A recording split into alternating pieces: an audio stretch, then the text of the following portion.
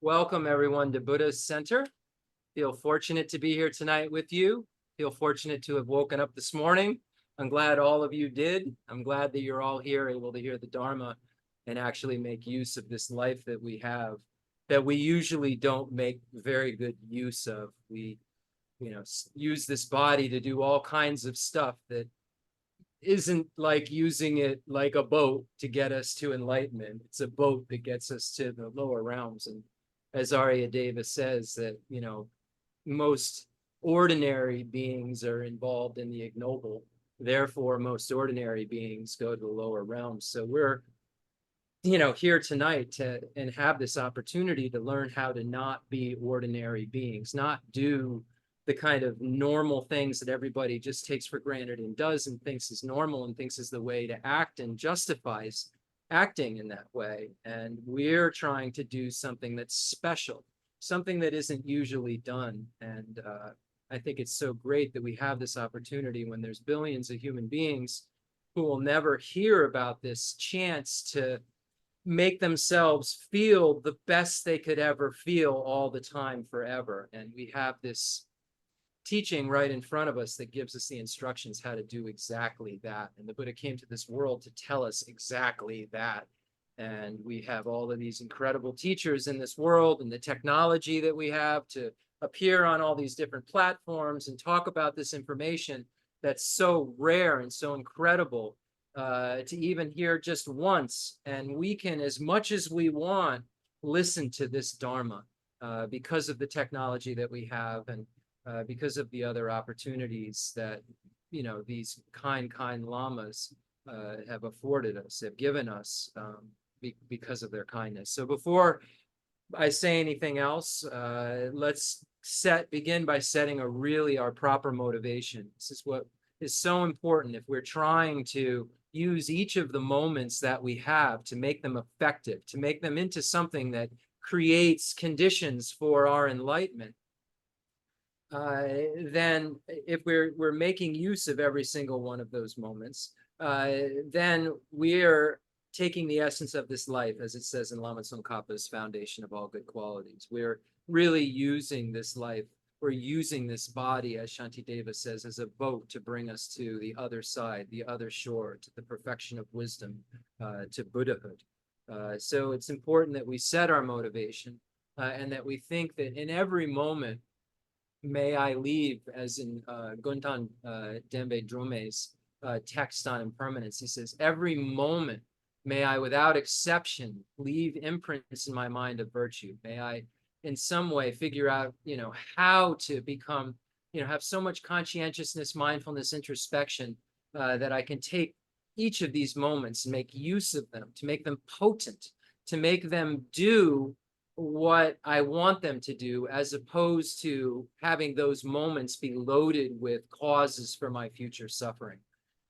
So the name of the game is figuring out how to, in every moment of my life, have the most potency in my actions.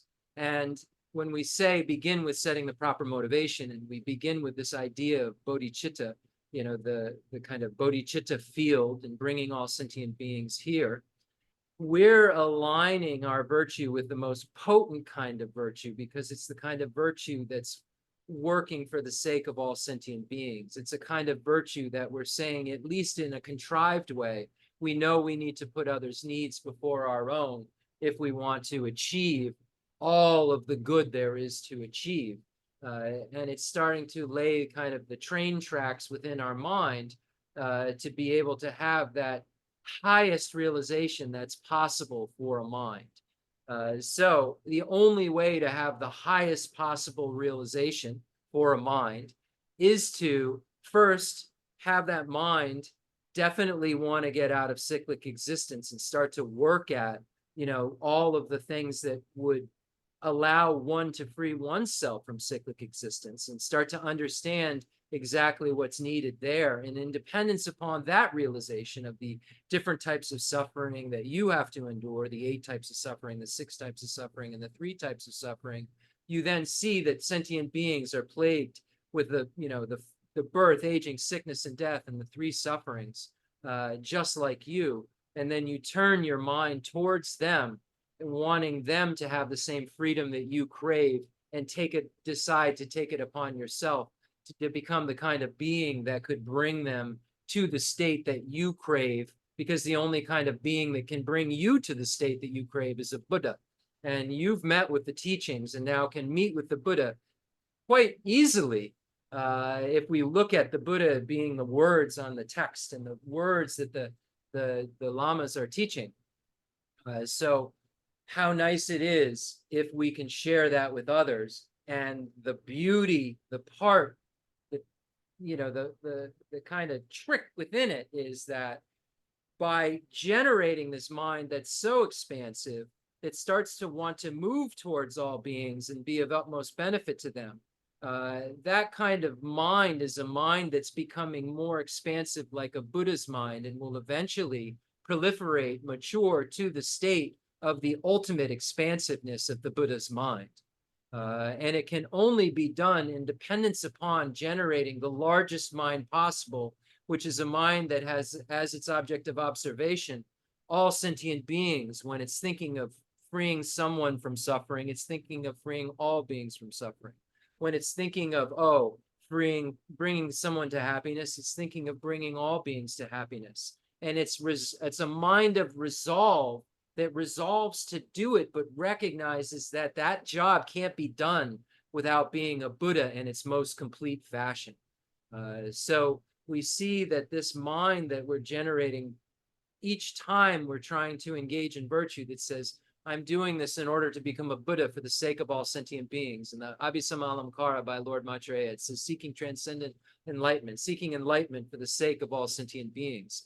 Having that kind of mind enters the door to the Mahayana, and the Mahayana door enters us into that road that takes us right to Buddhism and takes us directly there without having exceptions and having to kind of dwell on temporary places in order to eventually then get to that final destination. We don't have to wait as long if we just go directly there. So we're trying to make it a point to make our minds go towards that goal all the time. Make sure our virtues are going towards that kind of goal all the time. So the more we can recollect bodhicitta, the more we can think to ourselves, may I become a Buddha for the sake of all sentient beings. Me becoming a Buddha, me having perfect love, compassion, skillful means, power, wisdom, caring for others, the understanding of reality and diversity requires me to generate this beautiful mind. And if we remember that in every single moment that we engage in virtuous activities, we can align our minds with the kind of conditions that will eventually give rise to a mind called bodhicitta that will make it so that all of our virtues are like atomic virtues, atomic bomb virtues in terms of, being able to, push away non-virtues and get the pathways cleared to seeing emptiness over and over and over again to eventually get rid of not only the afflictive obstructions, but the obstructions to omniscience. So this is what we're trying to do here. And we're trying to, learn how to be generous, learn how to share the Dharma, learn how to share the Dharma with every single sentient being in the universe.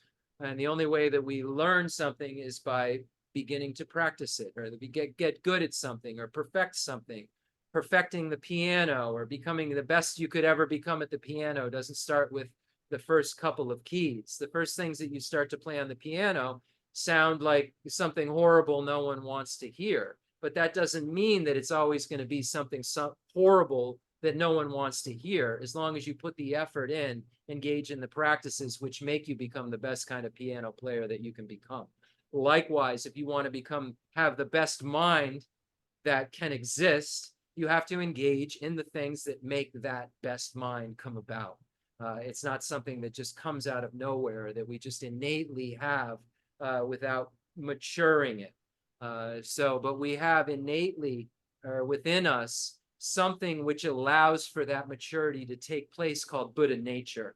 And because of that, it just makes sense for us to engage in this, because what we want is achievable.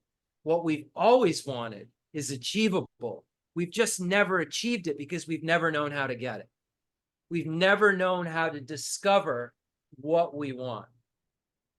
And the Buddha came and showed us how to discover for ourselves everything that we want. Wow, it's so fortunate. I feel so lucky to be able to talk even a little bit about this with you all. And so lucky to have a mind that has heard about things like, just imagine that you're bringing all sentient beings here and you have the ability to speak in their own language, the ability to teach them. And, you know, you've heard these instructions too. This is what the oral tradition is about. It's about sharing things with each other that help us evolve and become better at knowing how to help others and knowing how to help ourselves. And the two things are completely connected when we look at the fulfillment of our aims and all sentient beings' aims happens the moment we become a Buddha. So, wow, we have exactly the information. We have this owner's manual to, or, a really specific instruction book, not really, it's our owner's manual that shows us all the stuff that can go wrong and does go wrong. But then there's an instruction manual that tells us exactly how to make it all stop going wrong. And so let's share that instruction manual with everyone, because we'll need to share it with everyone if we want to have the most amount of bliss possible. Because the way that we experience more and more and more happiness is by helping more and more and more beings effectively, and loving more and more and more beings, and having compassion for more and more and more beings. The Buddha found this key to the mind's knots being taken away, undone, the tightness just being undone. And it was, and not only undone, but this key unlocks the door to permanent bliss. And not just a bliss like, oh, I experienced the bliss of this, a bliss that we could have never experienced because we've only experienced bliss into relation to little tiny bits of things, tiny bits of people, maybe one person usually. But we can experience that bliss times the amount of sentient beings that exist in the universe if we learn to love them all, care for them all, and then become the most reliable guide for all. And that's such a beautiful sentiment, no? To be the most reliable guide in the universe with perfect love and compassion, and finding out that, yes, all the religions are right. The root of everything is love and compassion. It's all love and compassion. And love and compassion that doesn't have pain because of knowing the nature of reality. When we love and when we have compassion, we feel such pain and heartache, ups and downs, bliss and heartache, and separation and anxiety. All these things occur. But when you know the nature of reality and you have the love and compassion, you somehow get to harness that bliss and keep it just the bliss. And this is something that no one's told us before, that there was a way to keep the bliss and not have to say, well, that's just the way things are. Sometimes they're good, sometimes they're bad. But knowing that as intelligent people, we're not always happy. We're not always unhappy. So therefore, there's something impermanent happening. And when we think about everything impermanent, those things that are impermanent that dwell in space, those things that are impermanent that dwell in time, when we think about all of these different types of impermanent things, we know they all have causes. And we know that causes are concordant with their results. So all we have to do is create only the causes for happiness in our mind, only the causes for compassion for every being in the universe in our mind. And that's all we'll have. Only the causes for love for every being in the universe in our mind. And the result will be that we'll have love and compassion, as mentioned before, for every being in the universe. And there won't be anything but that cause in our mind once we get rid of things that aren't love, things that are anger, things that aren't compassion, impatience, harm. So we just have to get rid of all of the crappy parts of our mind, because we know that the crappy experiences are impermanent, composite. All composite things come from causes. This is what we're bringing sentient beings to hear about? How do you create the causes in your own mind? What are the causes you need at this very moment to evolve to the next step so that you can eventually no longer have a mind that has anything in it that's negative? No afflictive obstructions, no obstructions to omniscience, nothing. And the instructions that are being given in the Lam Rim are the instructions that are the great nectar, the great medicine, the great pharmacy for all sentient beings to be able to partake in and take the medicine of, if they have a skilled instructor to show them exactly which medicines to take and when to take them and when not to take them. Really fortunate that we've had such skilled teachers. Let's share that. Bring all sentient beings here. Hell, hungry goes to animal, humans, demigods, and gods. In the language of the gods, nagas and yaksas, in the language of demons and of humans too, and however many kinds of speech there may be, I shall proclaim the Dharma in the language of all. So now that you've brought all sentient beings here to be your guests, imagine that you're leading them in the 7-point Vairakana posture that's so inspiring. It has this posture that allows for you and all sentient beings to be in the greatest physical position for beginners, for people who need physical positioning like me. You know, great yogis could meditate any way they want, and their mind doesn't become dull, or their mind is clear as a laser in any position. But for folks like me that are beginners, I need to get into like, okay, I'm going to physically create a space that my mind knows is for meditating and for getting clearer. It's almost like my mind tells my body to get into this thing, and now my mind is familiar with meditating in this posture. So it's not only a conducive posture in terms of aligning everything, but it's a conducive posture to kind of remind ourselves. We say, oh, this posture inspires others, but this posture also inspires ourselves. It inspires our mind to say, oh, I'm doing something really serious now. You know, this isn't the normal kind of stuff. When I'm sitting back watching the TV, that's not serious. This is serious. I better get serious. This is something that's so important to me. And it adds another layer of kind of conviction in your mind. It's just a tool for babies like me to say, oh, I'm creating all of the conducive circumstances and all of my winds and channels to be in the perfect alignment. And this gets me into a place where, because of that, my mind can be checked to see if it's as clear as it can possibly be. But there's also other tricks that are going on where my mind is kind of being said, oh yeah, I'm sitting in this posture. Look at this posture I told myself to sit in. So there's kind of an interdependence that's going on in terms of the posture, not only helping these beings we're imagining, but helping us to remind ourselves we're doing something that's very serious, and doing it in such a way with our back straight. This is so important. There's 7-point Vairakana posture I've taught many times. We don't need to teach that tonight, but the back straight seems to be super, super important, and not supported by something if you physically can do that. But 7-point Vairakana posture, specifically if you can physically get into that position, and you start to take off pieces of the position that you can't do if physically you can't do it. But there's no way you can't do any of the 7-point Vairakana posture. I'm sure you can put your hands like this, you know, no matter what's going on, even lying down. So just be creative, make it your own. Do whatever you can do within your capacity to try to make the circumstances as most conducive as you personally possibly can. And this is what the great masters would advise you to do. They would say, this is the posture you should get into.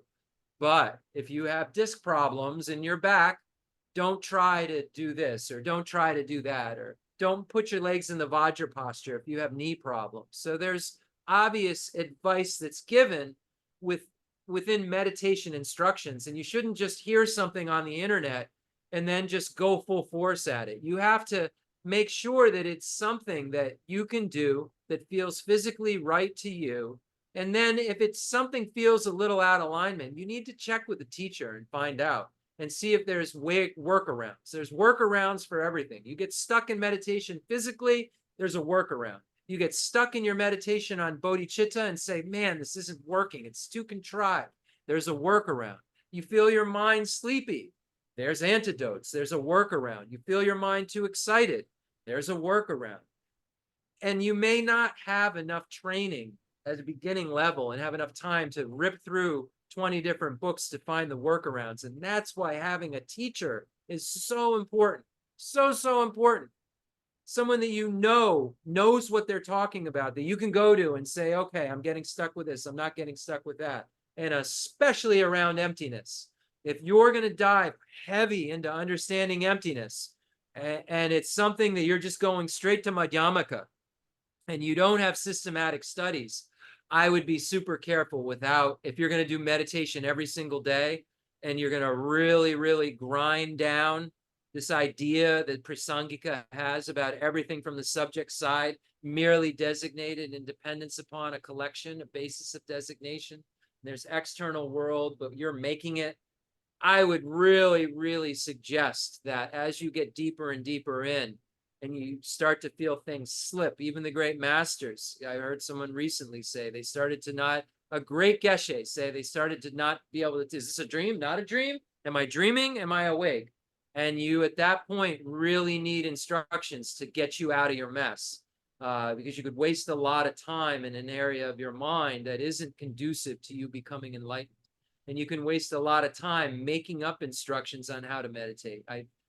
I'm a victim of this. I've done that. I've made up my own instructions when I was in earlier days. Now I try to really look at what the texts say. But in the earlier days, it was fine. I was winging a lot of stuff with Tantra. But, you know, it would have been a lot more effective. And I had to go through whatever stages I had to go through. And no, I'm not a big Tantra practitioner, but I know how kind of stage-wise to do a meditation on it that isn't just kind of winging it. So that I could eventually, you know, once I'm a bodhisattva, really practice Tantra.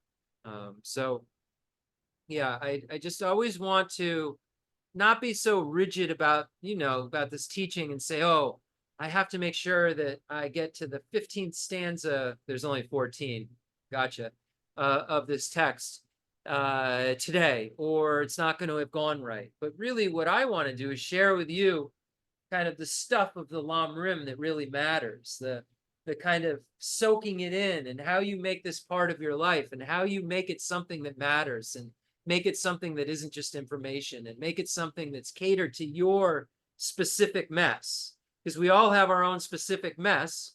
We think that everyone's mess and world, and when I say mess, like I love this, I hate that, but you hate that and love this. We all have our own specific mess of identifying things that have value that we feel good about or feel bad about, and then run towards them or run away from. We don't all agree on these things, but my mind says that we kind of do. You just haven't figured it out yet, my ego. You just haven't figured out like that the things I like are good, you know. And then once you do, then you'll then, you know, we'll be able to communicate better. Such a problem. We all communicate with each other like this, because we all think that we're coming from the same perspective, but our karma and our afflictions and the things that are rising up from all these beginningless lives and all these completing karmas that are happening in our life, just firing off, don't have anything to do with your completing karmas, other than that we've created some similar enough things to be standing next to each other. But your world perspective and my world perspective are just coming from totally different places, even though the sphere of our conventional truth is agreed upon. The qualities aren't agreed upon. So we can all say it's a flower, but is it a pretty flower, an ugly flower? You care about flowers? I don't care about flowers. If all the flowers were gone tomorrow, would your mind be devastated? My mind wouldn't. Somebody's mind just got devastated. Really? Think about this. Think about how much influence we have on our interactions because we think that our mind's perception that is flawed from self-grasping ignorance that then makes an inappropriate way to conceptualize everything is the way that this inappropriate conceptualization that goes on is our own personal mess. And that inappropriate conceptualization determines this is pleasant, that's unpleasant, and then becomes attached. These gross afflictions just boom, happen. There's people who will kill over stuff. Stuff. They'll murder someone over stuff. They place that much value on something. That's how crazy our mind can get. How crazy does your mind get? Ask yourself that. Maybe you're not going to murder someone, but how many moments do you murder of your chance for freedom? How many? And how many causes do you make in your life out of anger that comes up and harsh words that you suddenly say that will make a habitual behavior in your future life where you could be a murderer? You think, oh, I'm not a murderer, but you're creating causes to become a murderer.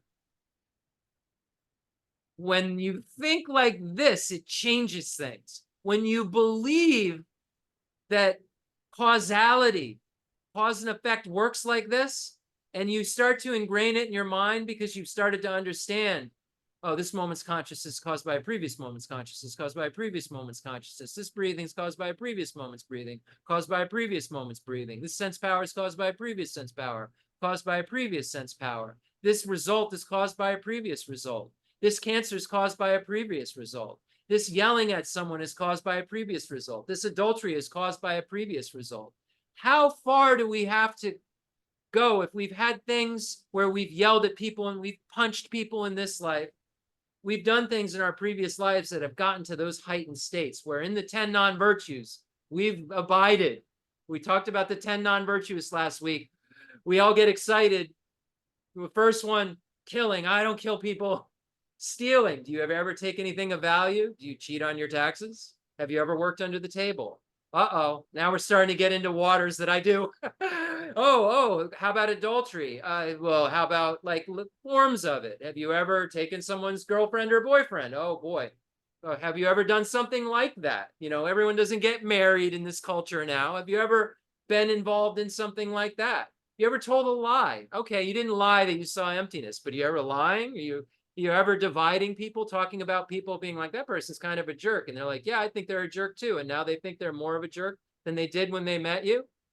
Or how about saying harsh words? Ever doing that? Ever involved in anything, saying something that isn't nice to someone? Has anyone ever done that? Anyone ever not said something nice to someone?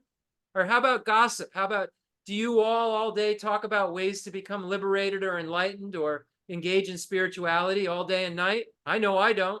Or do you talk about things that are just frivolous and gossip? Do you ever think, man, why does that person have that, man? I should have had that. I went and I did so much work and I went through all these things and I got all these degrees, or I did this, fill in your madness. Why do they get to have that? I should be the one that have that. You ever do that? Anyone? Anyone ever do that?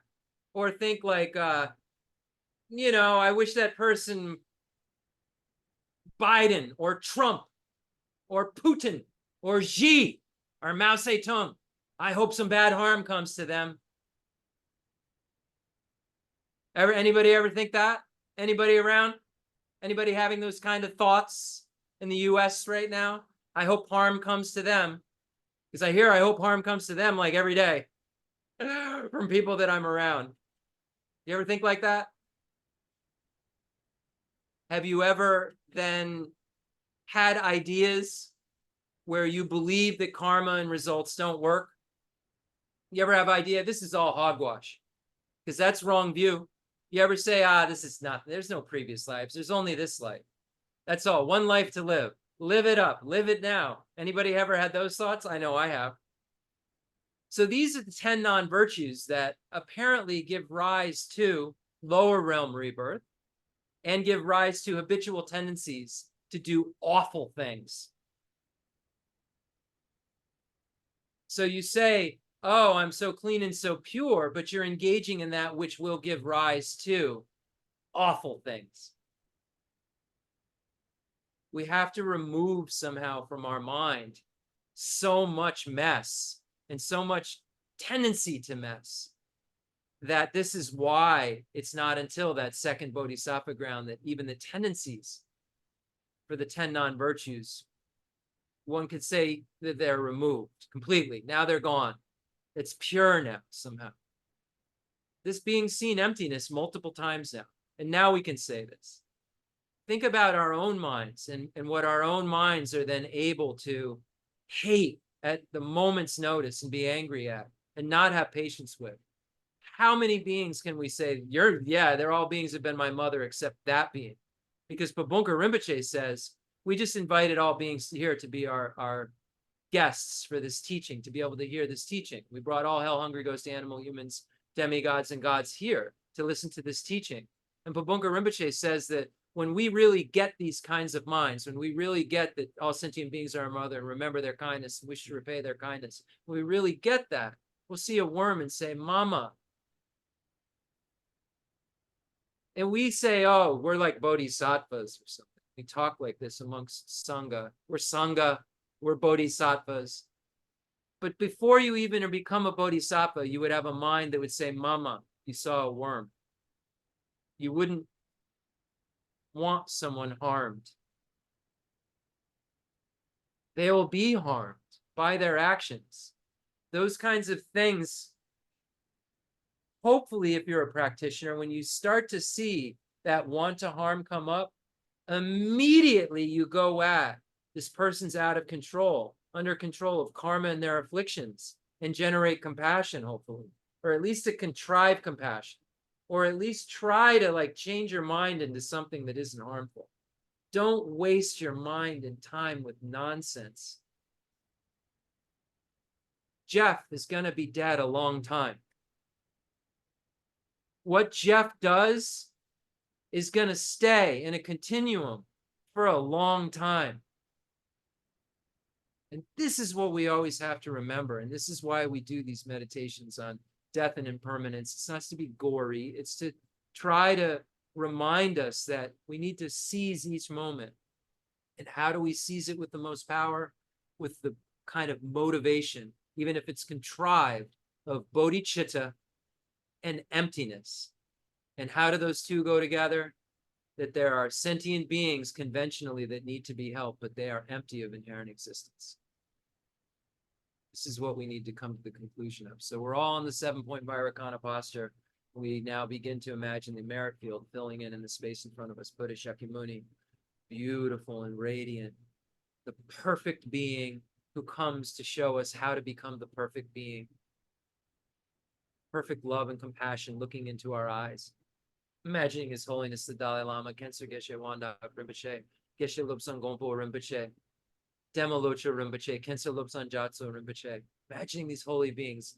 Imagining Geshe Dorje Damdula, imagining Jeffrey Hopkins, imagining Umzala Geshe Aga and Lama Zopa Rinpoche. All these holy beings that have come into our world to teach us exactly what we personally need to know in order to become just like them, not to follow them, worship them in order to become just like them. This is so different. In order to become just like the Buddha came to show us how to. These are the beings that are looking at us with such love and compassion. And when we call them, they come to us.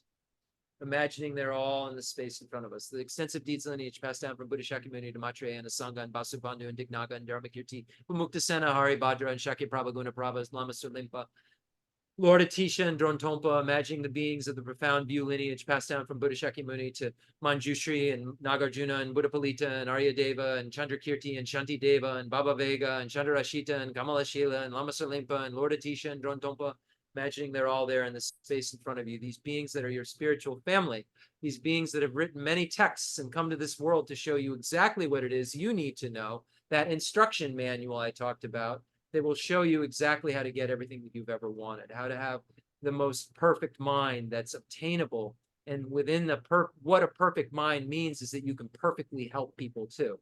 It feels perfect and it can do perfect things. And that's great when we look at, oh, what we're trying to look for out of a day and trying to get little bits and pieces of happiness. These beings come show us how to be perfect in every single way.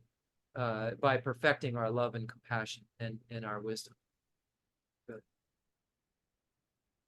Beings of the profound view lineage passed down from Vajradhara, Buddha Shakyamuni, in the tantric form to Saraha, Matripa, Tilopa, Naropa, and J Lotsawa Marpa and J Milarepa and J Gampopa.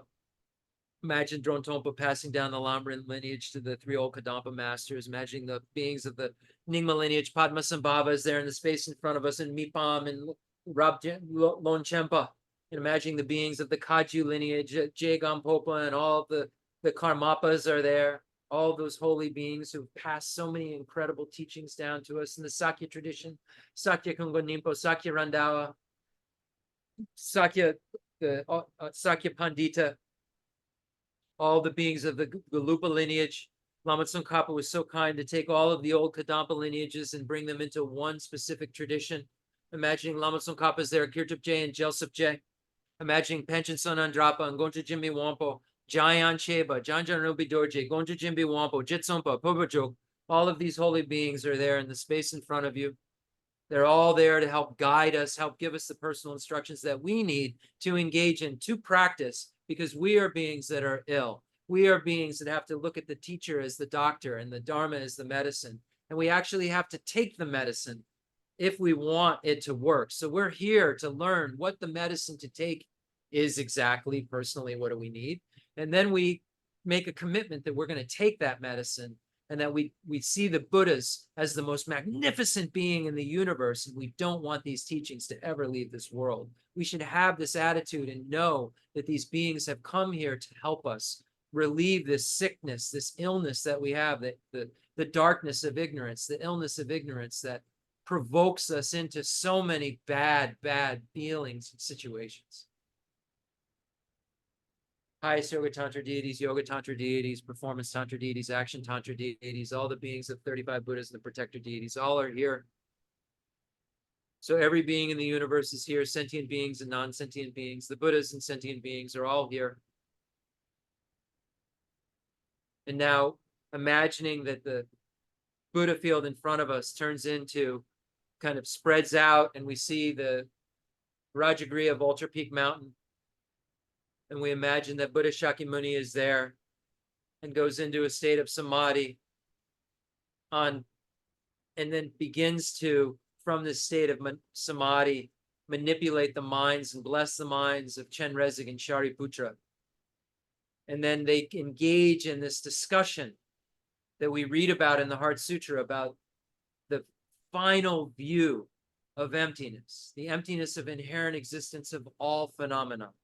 And explicitly they talk about this, and they let us know that there's nothing in the universe that inherently exists, because all phenomena dependently originate. And when we look at dependent origination, there's, yes, basic dependent origination of causes and conditions we find in the 12 links of dependent origination, karma and its results. And then there's the dependent origination that is wholes and parts and perspectives.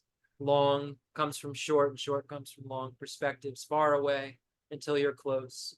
Close is dependent on far away. Something further needs, close needs something further to be designated as close. But then the final dependent origination that we must know is the mere designation, mere imputation, thought designation, just mere designation and dependence upon a basis of designation. There's nothing from the object side, according to the Heart Sutra. Everything is imputed by mind. Even though things externally exist, it's just merely designated. Its appearance is like an illusion. It's not an illusion, but it's like an illusion because it doesn't appear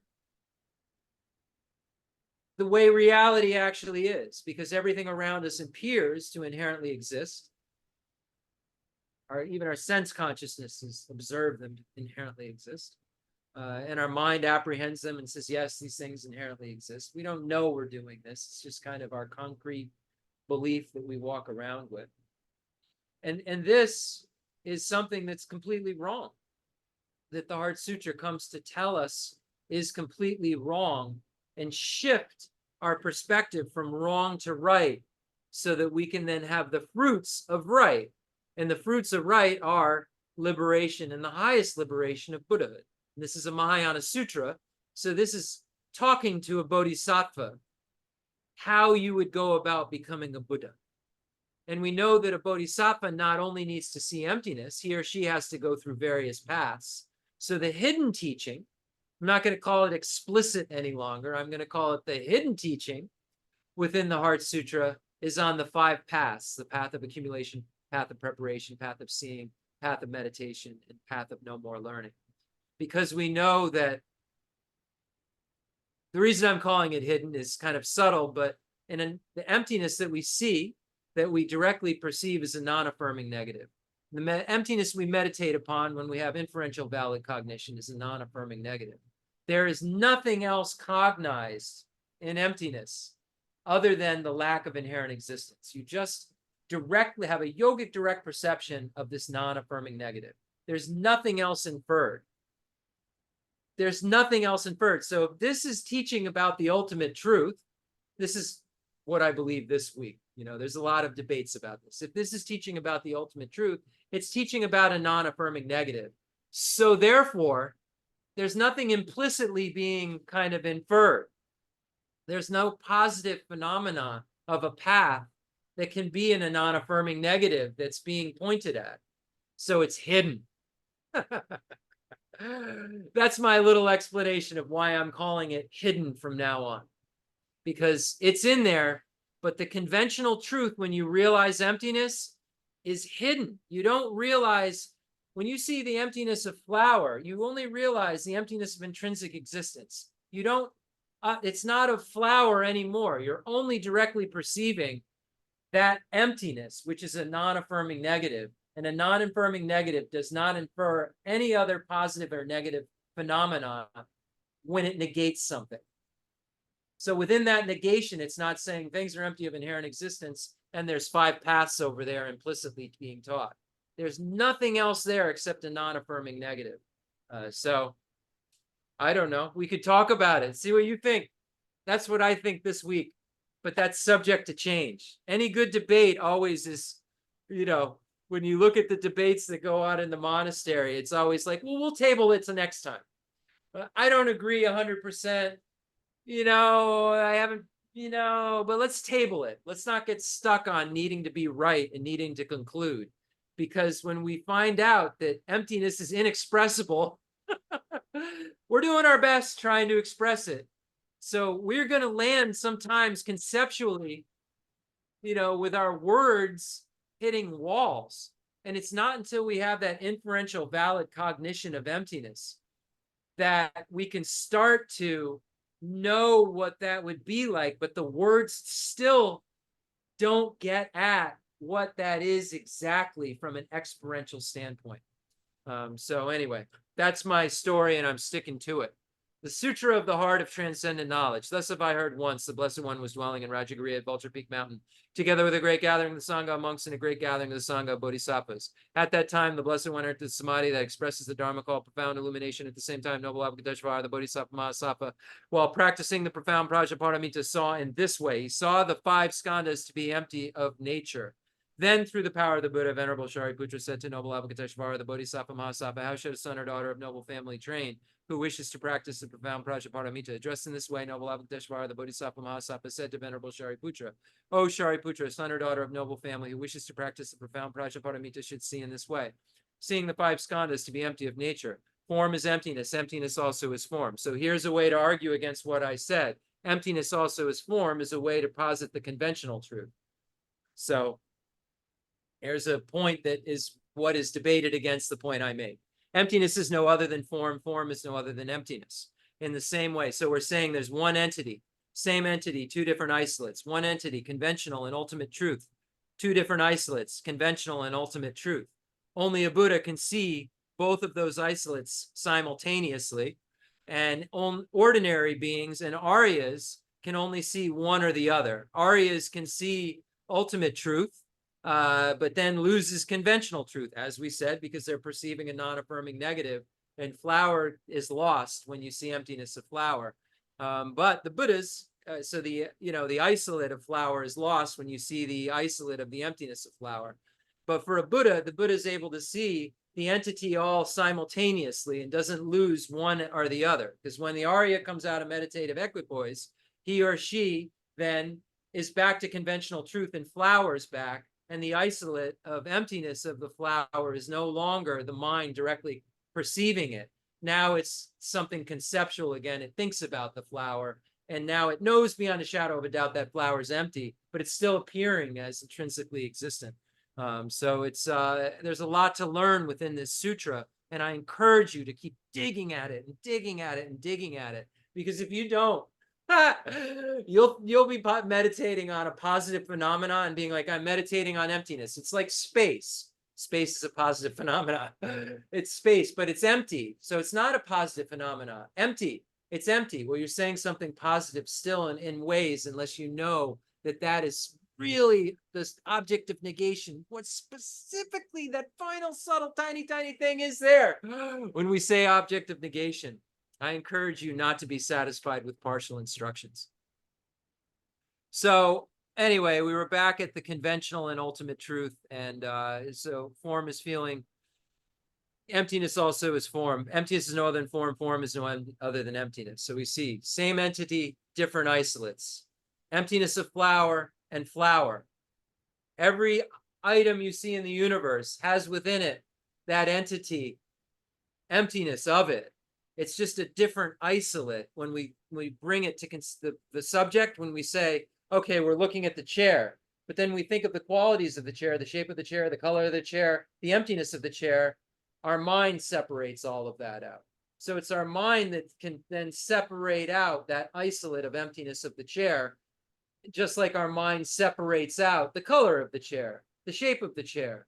We just see like a thing and call it chair. But then it's the kind of, when we say as an entity, that's the whole thing that has all the stuff in it. But when we look at all the individual characteristics, those are its isolates. But that takes the mind, going to the mind and isolating things about the object. So your mind needs to isolate something really specific about the object, and that's that it doesn't inherently exist. But that isolation is only an isolation of that lack of inherent existence, and it isolates that specific thing, and the chair's gone. That's why in emptiness, there's no eye, no ear, no nose, no tongue, no body, no mind, no appearance, no sound. It doesn't mean that you go to another dimension. It means that your objective apprehension is one specific thing that doesn't include those other things. In the same way, feeling, perception, formation, consciousness are emptiness. Thus, Shariputra, all dharmas are emptiness. There are no characteristics. There is no birth and no cessation. There is no impurity and no purity. There is no decrease and no increase. Therefore, Shariputra, in emptiness, there is no form, no feeling, no perception, no formation, no consciousness, no eye, no ear, no nose, no tongue, no body, no mind, no appearance, no sound, no smell, no taste, no touch, no dharmas, no eye dhatu up to no mind dhatu, no dhatu of dharmas, no mind consciousness dhatu, no ignorance, no end of ignorance up to old age and death, no end of old age and death, no suffering, no origin of suffering, no cessation of suffering, no path, no wisdom, no attainment, and no non-attainment. Therefore, Shariputra, since the bodhisattvas have no attainment, they abide by means of Prajaparamita. Since there is no obscuration of mind, there is no fear. They transcend falsity and attain complete nirvana.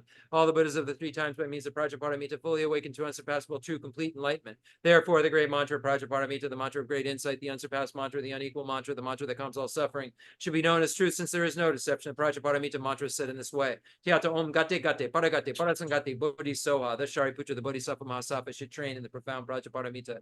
Then the Blessed One arose from that samadhi and praised noble Avalokiteshvara, the Bodhisattva Mahasattva, saying, Good, O son of noble family, thus it is, O son of noble family, thus it is.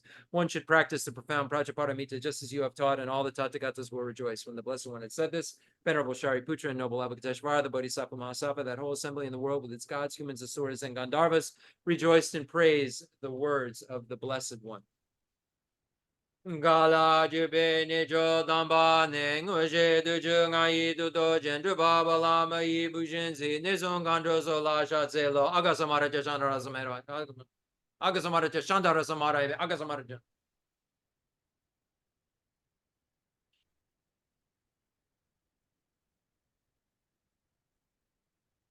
Agasamara je chandra samara ya be te ato on gate gate paragate parasangate bodhiso papa conchu sanji kai te mitu ji she lobo doji mebo doji shewa doji dragi baji metu bichi tandi she din kori so ha Getting done, Jaji, Wada, Mitun, Dube, Dan, the Wadan, Dumba, Jim, Bonzon, Zonjoji, Daji, John, then Dadele, Jo. Fundamental ground is scented with incense and strewn with flowers, adorned with Mount Meru, four continents, the sun and the moon. I imagine this is a Buddha land and offer it. May all sentient beings enjoy this pure realm. Holy Lamas high, wrap the sky of your Dharma bodies in massive clouds of knowledge and love, and let them pour upon the earth of your disciples as we are ready. A shower of rain, the teachings deep and wide. I send forth this jeweled mandala to you, precious Guru. I take refuge until I am enlightened in the Buddhas, the Dharma, and the Sangha. Through the merit I create by teaching the Dharma, may I attain Buddhahood for the sake of all sentient beings. I take refuge until I am enlightened in the Buddhas, the Dharma, and the Sangha. Through the merit I create by teaching the Dharma, may I attain Buddhahood for the sake of all sentient beings. You say, listening to the Dharma. And I take refuge until I am enlightened in the Buddhas, the Dharma, and the Sangha. Through the merit I create by teaching the Dharma, may I attain Buddhahood for the sake of all sentient beings. Can you pat your head and rub your stomach at the same time? How is everybody? I hope you're all great. I love talking about the Dharma. And so let's get right to, if you're attached to this life, you're not a spiritual practitioner. So this is talking about the teachings, for beings of small capacity. How do you decide if you're a spiritual practitioner? Atisha says that if, you're not concerned with the things of this life, you're looking towards your future lives. Drone Tompa says, kind of throw this life away. It's baked, not throw it away. You're obviously trying to become the most conscientious person in this life that you can. So what Buddhists mean by throwing this life away, you have to be really careful with when you interpret it, because obviously you're trying to pay the most attention, to be the most helpful, kindest person in every moment possible of this life.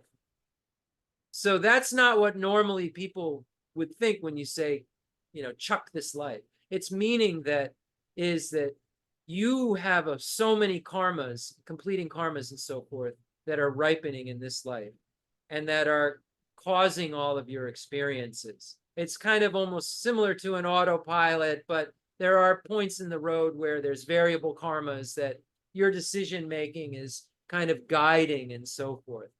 But your decision making, if you're attached to this life, is going to be about getting a better car. So you're throwing away ideas like that. Like maybe you need a better car to get to work. So that's not what it means. Like a fancier car, because you'll feel like a wholer person in a fancier, shinier car. It's those things you're throwing out. And it's those things that you're throwing out that make you a spiritual practitioner. It's not saying like, life is suffering, it's so bad, because you're trying to create a life that's not suffering. The Buddha's life is not suffering. You're trying to create a life that's not suffering. So you're taking this life and you're just being intelligent about it and using the moments to create a life that's never suffering. So by throwing this life away, when the Kadampa masters say that, means like the way that all the emphasis that you normally place on things, we have a new emphasis for you. And our new emphasis for you sounds like this. The source of all my good is my kind Lama, my Lord. Bless me first to see that taking myself to him in the proper way, or her in the proper way, is the very root of the path. And grant me then to serve and follow him with all my strength and reverence. We need to find good teachers. It's so important. There are many, many, many, many, many, many people all on the internet, all over on corners and advertisements and stuff saying, learn meditation, learn Buddhism. And then you start to hear what they're saying. And are they talking about how to get rid of self-grasping ignorance and how to calm your mind down and get renunciation and bodhicitta? Because if they're not, it's not a pathway that's going to work to get to the goal. It could be byways to it. It might be some helpful things that could get you to someone who could tell you the right thing. But you should be looking for someone who actually practices this stuff, who actually has familiarization with it, who actually has qualified teachers who've taught them, who will tell you what their qualified teachers have told them, and that they have teachers who they can go to who are more qualified than them, who, unless they're Buddha, and maybe you'll find that teacher, they can go to when they hit stumbling blocks. Umzala Geshe Aga says to me every time, don't worry, if there's something that I can't answer, there's all kinds of great scholars around and someone will. That kind of humility, that kind of teacher who knows their stuff so well. He's one of the most intelligent people I've ever met in terms of the 5 great books. Really, he just boom, boom, boom, pulls it. He's so skilled. It's incredible, but willing to say, If I don't know something, I won't make it up. And that's a real teacher. In the King of Concentration Sutras, it talks about that person who's in the market going, get your sandalwood here. Oh, sandalwood's so incredible. It's beautiful. It has the fragrance that you can't even imagine. I'm selling sandalwood.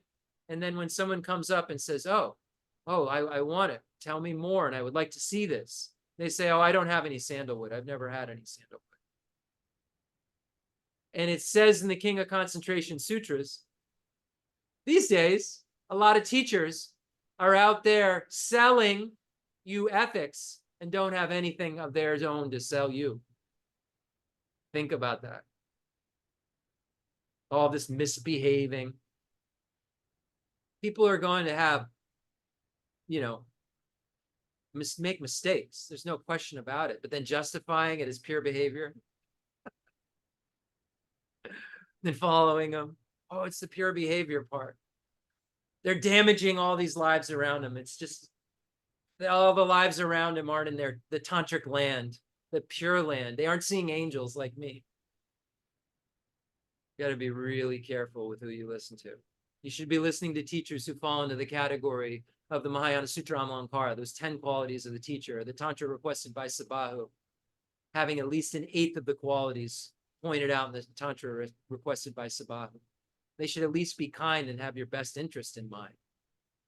If there's some money they need, or they got to pay the rent somewhere, or you got to start to question, like, is there something they need from me besides a platform to be able to talk about the Dharma? Because that is how that teacher thinks he or she can become enlightened quicker. Do they want something else from me? That's what I want from you. And if I can help you, that's awesome in some ways. But my goal here is to learn how to be a helper and how to be a teacher so that I can become a Buddha. And I can say that with 100% certainty, beyond a shadow of a doubt. And no, I don't have all the answers, but I know a lot of teachers. And I don't teach things that I don't know. So I'm not trying to say, oh, so I'm a teacher that's qualified. I'm just trying to say my perspective on how I go about doing things and what I look for in teachers.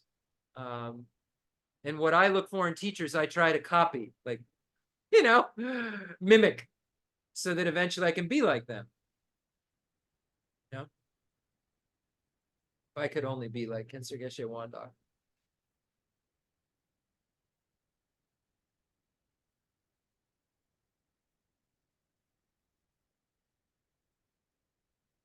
So how do we throw this life out? Bless me to perceive that this excellent life of leisure I found just this once is ever so hard to find and ever so valuable. Grant me then to wish and never stop to wish that I could take its essence night and day. No one takes, except spiritual practitioners, take the essence of this life night and day. And if you do, you've thrown this life away. Doesn't sound right, does it? You've taken all the essence this life has to offer by throwing it away. Sounds like it doesn't make sense, but it only makes sense if you study the Lam Rim and you know exactly what it has to offer, and you start to see the effect that it has on your mind. And you'll see that taking the essence of this life would be practicing the teachings for beings of three capacities. Understand there are teachings for beings of three capacities, small, medium, and great. I shall write clearly to distinguish their individual characteristics, as Lord Atisha said in the Lamp for the Path to Enlightenment. And then Lama Tsongkhapa wrote all those works on it.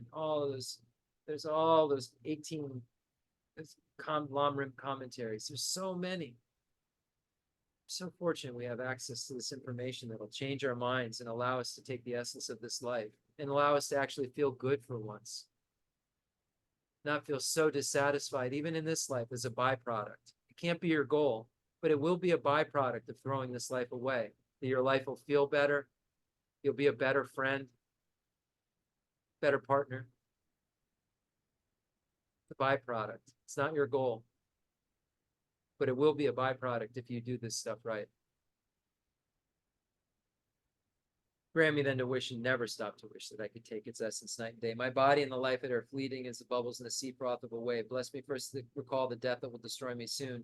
and help me find sure knowledge that after I've died, the things I've done, the white or black, and what those deeds will bring to me, follow always close behind, as certain as my shadow. Grant me then ever to be careful to stop the slightest wrongs of the many wrongs we do, and try to carry out each and every good of the many that we may. Just like Gontan Dembe Drome says, may I in every moment never waver from leaving virtuous imprints in my mind, because of impermanence, because of understanding death and impermanence, because of knowing that death will come and nothing can stop it. All these great beings, all these holy masters, we've seen them leave their bodies. We're always moving towards death, never away from it. We're not gaining time, we're losing time.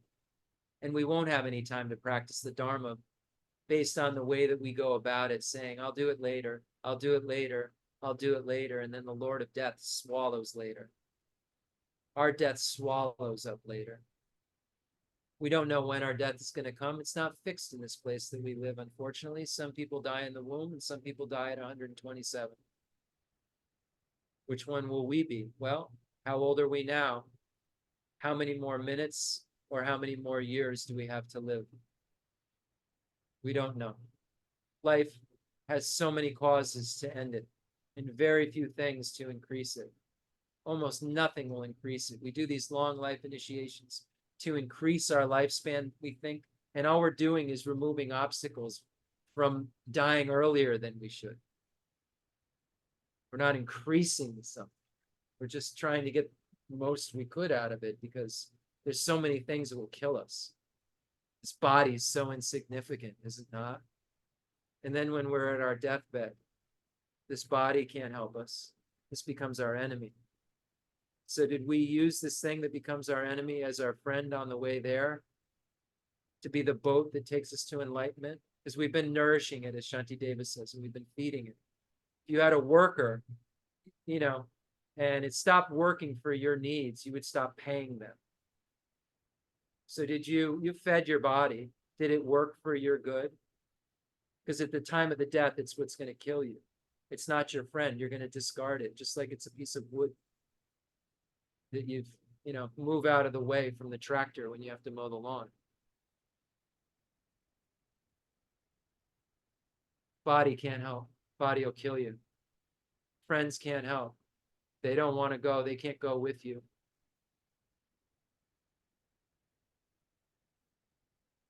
Your material things can't help. None of that stuff helps. It's only the Dharma that can help. And when you realize that, Lama Zopa Rinpoche says that you'll leave imprints in your mind every moment of virtue. When you don't realize that death can come in every moment, you won't think there's any urgency. You'll think you have time. You'll think that the trivial things of this life is all that matters. And you'll justify it by saying, I'm a householder. I have to go out and indulge and understand life and know how life works so that I can really be a bodhisattva. But we're like a sapling. We're like a little tiny tree that maybe eventually will produce fruit that other animals can eat. But we need to keep a fence around ourselves right now until we're something that can really, really work for others in an environment where we can get sucked in and lose it. Shantideva says that even when we're walking around, we should look around unless it's to make sure we don't trip, because we can become so attached to visual appearances and have our minds wander. And in those times, we're not leaving imprints in our mind for virtue. And only virtuous imprints will bring happiness. The Buddha only has perfect virtue, no contaminated virtues left. Perfect virtues. We will too. But first we have to, so now this is the small scope that we just went over. We're trying to stop the slightest wrongs of the many wrongs we do so that we can have a life of leisure in our future, so that we have a human basis from which to practice the Dharma, and so that we have circumstances around us to be able to practice the Dharma. Just having a human basis doesn't mean that we're going to have a text in front of us and someone to explain it. So we're really trying to create the most conducive circumstances in our future life in this scope of teaching, and the teachings shared in common with beings of small capacity that we can. So we're renouncing, we're wanting to definitely emerge from the lower realms of cyclic existence. We can see with our own eyes the animal realms and all the sufferings that they can engage in. We can see this with our own eyes, and we can understand that. And then, couldn't we imagine there could be worse positions we could be in than the things that we've seen? And I don't think anybody, I used to have this idea, wouldn't it be great to be a bird, until you really think about a bird's life living outside, eating alive beings out of the ground. It smashes its face into, and then a bigger bird comes and eats it. And all you think about is the like, fly like an eagle, to the sea. We have these delusions about what it, I want to be a butterfly. I mean, it's just preposterous that you're going to be in this thing, and then you're like this, like a worm, and you're eating the milkweed in this cocoon, and then like you fly, and like it gets in a bug zapper, because people have those. I can't even believe those are real still. You can even hear them in our neighborhood. Zap, zap. Yeah, I want to be a butterfly. Zap. Really? So this is a renunciation of the lower realms of cyclic existence. If it's just the animals for you, isn't that enough? And we know that results are concordant with their causes. And if you engage in filthy behavior, you'll have filthy results. Results, they need causes. And you never put water and milk together and got chocolate milk. You put chocolate with some milk and you got chocolate milk. That's how you ended up with chocolate milk. You had concordant causes to make it. Are you making concordant causes for making worm? Or if you don't get enlightened in this life, human that can get enlightened in your next life? That's what these first set of teachings in the Lam Rim are about. And then gaining those virtues, making them start to kind of build up more and more and more, so that your high status of your body is the Buddha's, 32 major and 80 minor marks. So these virtues turn into perfect virtues when they're purified with seeing emptiness. That's another very difficult explanation that you should all seek out. How emptiness purifies virtues, makes them not contaminated. Bless me to perceive all that. So now we've finished the small scope in the foundation of all good qualities. And now we move on to the medium scope. So we'll just touch on this today, and then we'll go over it in detail next time. Because we were teaching shamatha, and then some new people came, and I wanted to go back over the foundational practices. And I'm noticing new people watching on the various applications. And I want to make sure that if we're going to talk about shamatha, calm abiding, withdrawing the mind from external sense things, and then having it abide on an internal object, we've really got to have some serious foundational practices in order to get to the point where shamatha isn't just a joke we're talking about. We have to have a virtuous kind of mind. We have to engage in virtues. When we look at how the different baskets, the Vinaya basket, the Sutra basket, and the Abhidharma basket, and we look at how the great masters explain how these all work together, how the Vinaya basket kind of serves as a foundation for the Sutra basket that serves as a foundation for the Abhidharma basket to work. And these three things all put together allow you to become enlightened. So in the Vinaya basket, we find primarily how to, refrain from negative body and speech. So we're developing skills of mindfulness and introspection and conscientiousness in relation to our external behavior in the small scope teachings. And folks want to jump right to the higher practices, but still haven't figured out how to keep from the three non-virtues of the body of killing, stealing, and sexual misconduct, and how to keep from saying those darn things you shouldn't be saying that are lies, divisive, harmful, and gossip. So we've got to first develop the kind of concentration skills to watch our mouth. Watch your mouth. Watch what you do with your body and stop it, because you'll never be able to stop the thing that boils up that makes you do the yelling and punching. if you can't stop, like, okay, it's boiling up. Now I've got to have, my spine, my mind sees my anger boiling up. I'm about to yell at someone. Let me stop it. You've got to be able to have your mind at that coarse level engage in conscientiousness, mindfulness, and introspection. If you want to be able to then direct it at itself to get it clean enough to be able to have the non-virtues of the mind and have the virtues of the minds of the bodhisattva vows and the tantric vows really work, because we see that a lot of the individual liberation vows are about physicality and verbal things. But the bodhisattva vows and the tantric vows are about your mind and what's going on there. But if your mind's not good enough to say, don't yell, don't punch someone in the face, then your mind's nowhere near ready to engage in this pure behavior for the sake of others from a motivation perspective. Because discouragement makes you lose your bodhisattva vow. Even discouragement. Wow. A discouragement in your mind. We see Shariputra, the story of Shariputra, 60 eons as a bodhisattva, gets discouraged and loses his bodhicitta before he's at the medium level of the path of accumulation. Wow. Bless me to perceive all that's wrong with the seemingly good things of this life.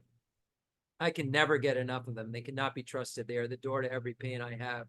Grant me then to strive instead for the happiness of freedom. So here now, we're not only looking at the lower realms and saying those things stink, and saying, I really want to get a human life. We're saying, yeah, I need that. But what's a human life like? What would be a God's life like? What are, the demigods and gods, two levels of gods? What would that be like? Are those good? Is that permanently good? Is that where I want to end up? Does that have everything that I'm looking for? I'm a human now, and I'm sitting in a Buddhist class because my life didn't have everything I was looking for. So I came to Buddhism proving that the higher realms were dissatisfying. Proving to myself. I opened the door to a Buddhist center almost 30 years ago, or 29, however long ago, because I had convinced myself that the higher realms, one of them, wasn't good enough. And a lot of us come to Buddhism like this, where we're dissatisfied with something. We feel something's not right. Why am I having this separation? Why do I have this aging, sickness, and then I have to die, and the things that I love I'm separated from, and I have to meet with things I don't like, and I don't always get what I want, and I have this body and this mind that's just disturbed a lot. I have all of that.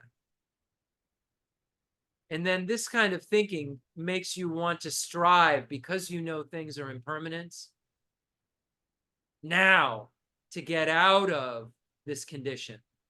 So the medium scope starts to set the urgency level up higher, saying, okay, all right, you want a human life? Okay, you have a good human life and you'll get to meet teachers. How about in this life?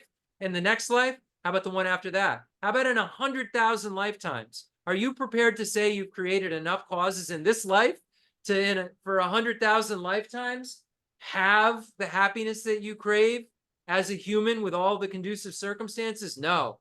Well, this life may be not enough to get what your goal is when you looked at it in terms of the small scope, because you're not going to always be able to have this higher realm if you don't keep fixing it. And who knows if you're going to fix it just right enough to be able to keep fixing it. And why do you want to keep fixing it? Just get out. There's something to fix, then there's a fixed place. So this starts to tell us what the fixed place is. Fixed means samsara has an end. Nirvana has a beginning. That's what fixed is, nirvana. And this gets us to start pointing our motivation and all of our practices at nirvana. So we make sure that this is plugged in. We don't lose it. I think we're missing the plug again, hon. If you could come help me with that. I don't think the computer's plugged in and it died last week.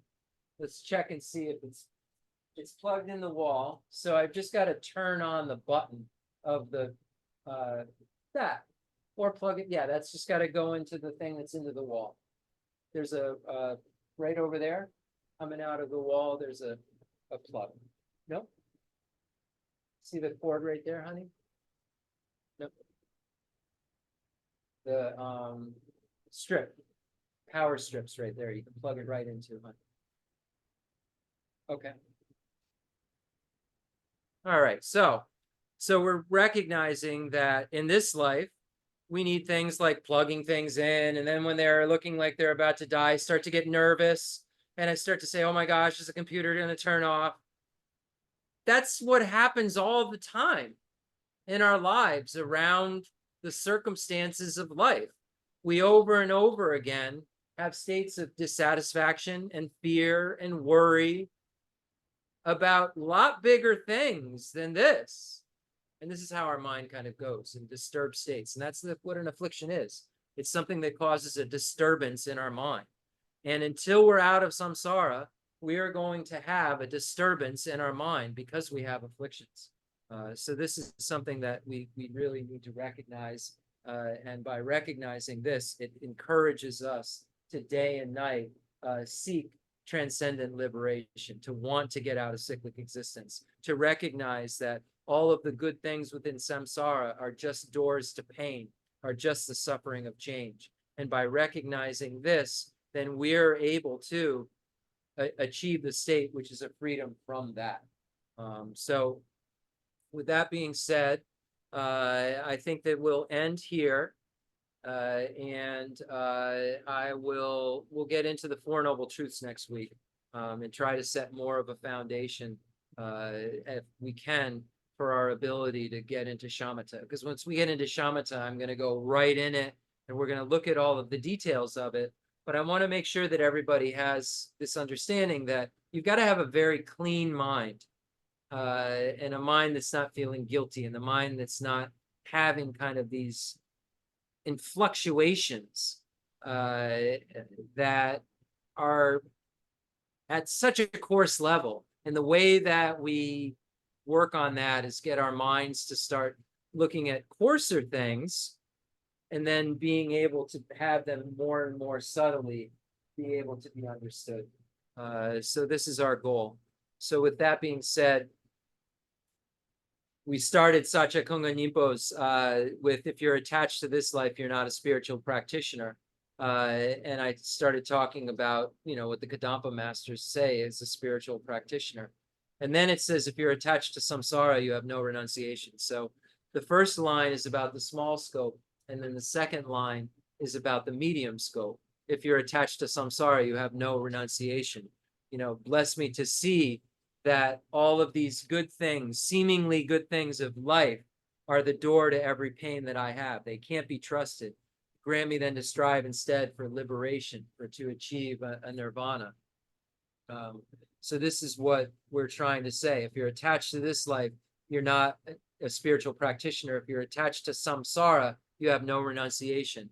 If you're attached to the seemingly good things of this life, you're not going to achieve liberation. You don't have renunciation. And if you don't have a desire to definitely emerge, you don't have the fuel that removes all of the things along the path that gets you to an abiding nirvana. I think it's plugged in. Yes, I see the light. Looks good. Thank you so much. We have older computer that you have to jiggle and wiggle in order to get it to work. And Lorinda's tries to help so much, and she has a visual eye cut, so plugging things in is hard. And I'm like locked into here and can't get to anywhere of the places to plug in. So thank you for your patience around that. And if you then, so the medium scope is if you're attached to samsara, you have no renunciation. So Sacha Kunga Nimpo's parting from the four attachments. Those first two things deal with the small and medium scope in terms of the way, the motivations. And then the third, if you're attached to your own self-interest, you have no bodhicitta. That's when Sacha Kunga Nimpo gets into the motivation of the great scope. If there's grasping, you do not have the view. And the view is necessary to achieve the goal of the medium scope and to achieve the goal of the great scope. To achieve an abiding nirvana, you have to have the perfect view of the prasangika. in the lesser vehicle. You have to have the perfect view of the Prasangika. To achieve the view, to achieve Buddhahood, you have to have the perfect view of Prasangika. So it's indispensable no matter what type of liberation that you want. So the view for the, medium and small scope goals is necessary. The same exact view. It's not a different view. You just have no more diverse understanding of the exact same view in the Mahayana path than you do in the fundamental vehicle or the lesser vehicle. The same emptiness is discovered, just more reasons for things being empty are presented to a bodhisattva, and therefore the wearing out of the obstructions to omniscience are possible through the process coupled with bodhicitta, the liberating and ripening paths. Okay, so Satyakonga Nimpo's parting from the four attachments, locking it in with the Lam Rim and the teachings for beings of three capacities, locking it in with three principal paths. What are the three principal paths? Renunciation, bodhicitta, and the correct view of emptiness. What do those three principal paths need to be supported with? Concentration. You got to have a very calm mind if you day and night want to get out of samsara and day and night want to help sentient beings. And you have to have the calmest mind, calm abiding, if you want to be able to see emptiness directly. So this is, you could be able to correlate all of these different things in order to make meaning out of your prayers, make meaning out of your meditation, and make it so that you can end samsara. You can end your lack of perfection by becoming a Buddha. The fundamental ground is scented with incense and strewn with flowers, adorned with Mount Meru, the four continents, the sun, and the moon. I imagine this is a Buddha land and offer it. May all sentient beings enjoy this pure realm. Holy Lamas high, wrap the sky of your Dharma bodies in massive clouds of knowledge and love, and let them pour upon the earth of your disciples as we are ready, a shower of rain, the teachings deep and wide. I send forth this jeweled mandala to you, precious Guru. Any mistakes that I've made, I apologize. I didn't mean to make them. I don't know of any that I've made, but it's possible because I'm, very beginner on the path, that I could have said something incorrect. And if I did, may they be purified by this mantra of Vajrasattva. Om Benza Sato Samaya Manupalaya Benza Sato Zeno Bajija Dite Me Baba Suto Gaya Me Baba Zupo Gaya Me Baba Anurata Me Baba Zava Zeri Me Bracha Zava Gamasuchi Mekinam Chian Guru Home. Ha ha ha Bhagavan Zava Tata Gata Benza Mama Moka Benza Baba Mahasamaya Sapa Ah Om Hey. May we always be protected by Paul and Lamo. Jo Rama Joda Rama Chijakalar Jamo Rama Chidata Tunjo Rulu Hong Jo Hong. Rinpoche said that Paul Lamo is our protector, Dharma protector, so I always make sure we recite that because I know so many of you were so fortunate to spend time with Rinpoche. And I'm going to read the final Lam Rim dedication from my two collections, vast as space, that I have amassed from working with effort at this practice for a great length of time. May I become the chief leading Buddha for all those whose minds' wisdom eye is blinded by ignorance. Even if I do not reach this state, may I be held in your loving compassion for all my lives, Manjushri. May I find the best of complete graded paths of the teachings, and may I please all the Buddhas by practicing, using skillful means drawn by the force of great compassion, strong force of compassion. May I clear the darkness from the minds of all beings with the points of the path as I have discerned them. May I uphold the Buddha's teachings for a long time, with my heart going out with great compassion in whatever direction the most precious teachings have not yet spread, or once spread have declined. May I expose this treasure of happiness and aid. May the minds of those who wish for liberation be granted boundless peace, and the Buddha's deeds be nourished for a long time by even this graded course to enlightenment completed due to the wonderful, virtuous conduct of the Buddhas and their sons and daughters. May all human and non-human beings who eliminate adversity and make things conducive for practicing the excellent paths never be parted in any of their lives from the purest path praised by the Buddhas. Whenever someone makes an effort to act in accordance with the tenfold Mahayana virtuous practices, may he or she always be assisted by the mighty ones, and may oceans of prosperity spread everywhere. I dedicate all this virtue to emulate the knowledge of the hero Manjushri and likewise Samantabhadra as well. With whatever dedication is praised by the Supreme, as by all the conquerors who traverse the three times, I also dedicate all my roots of virtue for the sake of auspicious deeds. Prayer for the long life of His Holiness the Dalai Lama, Chen Rezik here in person in our world. May we always have the karma to meet with him and have him walk very freely up to us and give us teachings. May we have any obstacles to that be removed now. In the Pure Land, surrounded by snowy mountains, you are the source of all benefit and happiness, all powerful, Avalokiteshvara, Tenzin Gyatso, the wish-fulfilling jewel in our world. May you stay until samsara's end. Prayer of supplication to Nanjel Kensar Geshe Wandak Rinpoche, and I also supplicate Geshe Lomsang Gompo Rinpoche and Jeffrey Hopkins, please come back and teach us the subtle Dharma, teach us the key to understanding how things could possibly be empty and positive phenomena being one entity with different isolates, and how I should have compassion for sentient beings that are empty of inherent existence because they conventionally exist. Come back and help us. A complex yogi poses as a simple monk. Homage to Kensar Geshe Wandak Rinpoche, our precious spiritual friend who is inseparable from Aryatara. I fully prostrate, covering as many atoms of the earth as possible to your pure body, speech, mind, and enlightened activities. I offer to you drinking water, bathing water, flowers, incense, candles, scented water, food and music purified by Om, Om, Om, Om, Om, Om. The rarity of having 1 million wish-fulfilling gems is a common occurrence compared to meeting with a holy teacher like you, who placed the complete path to Buddhahood in our childlike hands. Just like Atisha, who came to Tibet with a lamp to dispel the darkness of ignorance, you, kind abbot, arrived in the West with a lineage purer than a diamond, and begged us never to be satisfied with partial instructions.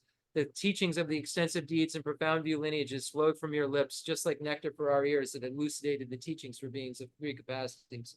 Now that sound has stopped. All composite things are impermanent. You told us that all of your teachers passed away and understood the sadness in treating us to continue our studies. Buddha does not wash away the negativities of beings, nor does he remove their miseries by his hands. His spiritual realizations are not transferred to them. It is by teaching the truth of suchness that beings are liberated. We are not prepared to take this difficult journey to the highest goodness of Buddhahood without your continued guidance. The sadness in our hearts would be too overwhelming.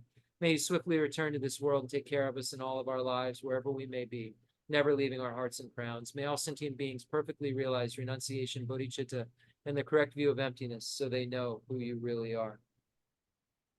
It's so funny. We see how we get our minds habituated to things. But just real quickly, something funny that happened live. I always like sharing things.